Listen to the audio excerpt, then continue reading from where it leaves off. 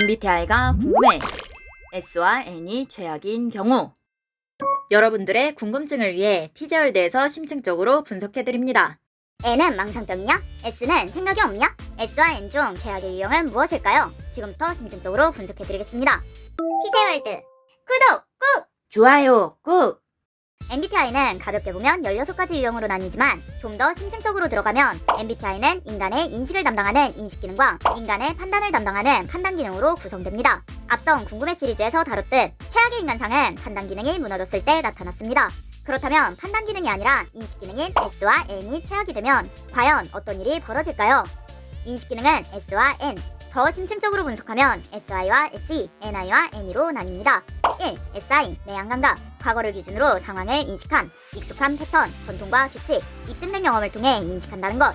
2. SE, 외향감각, 현재를 기준으로 상황을 인식함, 현재 보이고 들리는 현실감각, 현장성, 실시간 반응을 인식한다는 것.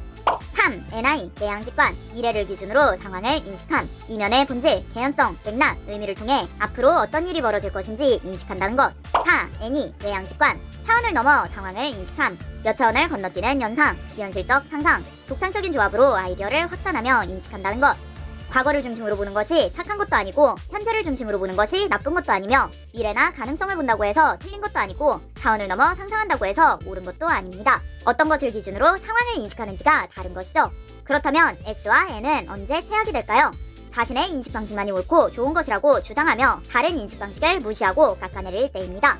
S유형의 강점은 감각적으로 상황을 인식한다는 것. 그런 S유형이 N유형의 인식을 비현실적, 쓸데없는 망상, 헛소리라며 무시하고 깎아내릴 때 타인의 인식을 무시하는 최악의 사람이 됩니다.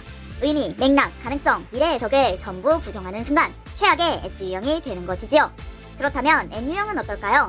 N유형의 강점은 직관적으로 상황을 인식하는 것. 그런 N유형이 S유형의 인식을 호환만봄, 멍청함, 생각 없음이라며 무시하고 깎아내릴 때 타인의 인식을 무시하는 최악의 사람이 됩니다. 규칙, 경험, 현실 정보를 전부 부정하는 순간 최악의 N유형이 되는 것이죠.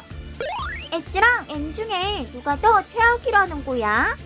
최악의 인식유형 간단 정리. 최악의 S, 경험과 입증된 데이터, 현실과 감각만이 정답이라며 의미와 가능성, 발상과 아이디어를 무시하고 조롱하는 S. 최악의 N, 의미와 가능성, 발상과 아이디어만이 정답이라며 경험과 데이터, 현실과 감각을 무시하고 조롱하는 N.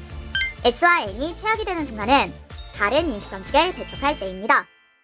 적을 알고 나를 알면 백전백승. 사람을 이해한다는 건 그 사람의 인식과 판단을 이해하는 것입니다. 저 사람이 무엇을 좋아하고 무엇을 힘들어하는지, 어떤 기능을 잘 쓰고 어떤 기능에 약한지, 이런 기능의 차이를 이해하는 순간 인간관계도 사회생활도 레벨업. 남들이 모를 때 내가 먼저 알면 앞서가고 남들이 다 알 때 나만 모르면 뒤처지는 법. 티저월드에서 사람을 이해하는 비법을 얻어가세요.